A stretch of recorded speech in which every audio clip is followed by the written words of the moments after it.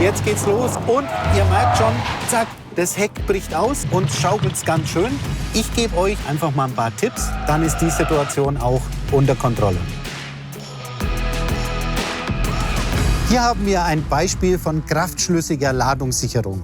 Wir haben die Kartons in der Fahrzeugmitte positioniert und damit eben auch das Gewicht optimal zum Schwerpunkt hin dann platziert. Und ihr seht auch, könnt erkennen, mit den Zurbändern haben wir diagonal die Ladung nach unten gesichert, damit quasi die Reibung erhöht und die Ladung kann eben dementsprechend nicht mehr verrutschen. Gleichzeitig haben wir noch zwei Spanngurte, einmal nach vorne und einmal nach hinten verspannt. Damit sichern wir eben die Ladung gegen das Verrutschen auch wieder nach vorne und nach hinten. Zusätzlich könnten wir jetzt noch hier diesen Sperrbalken mit einziehen.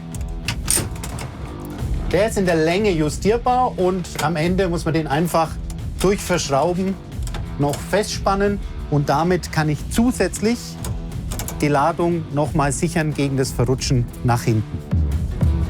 Hier ein Beispiel von formschlüssiger Ladungssicherung. Wir haben die Ladung so im Fahrzeug verstaut, dass sie sich quasi gegenseitig gegen Verrücken und Wegrutschen absichert.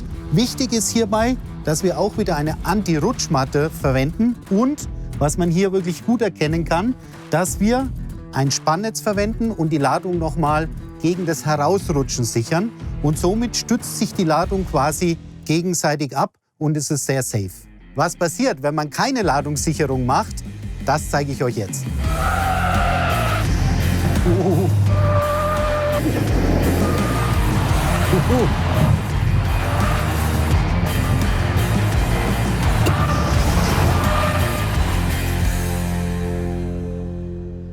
Das passiert, wenn die Ladung nicht ausreichend gesichert ist.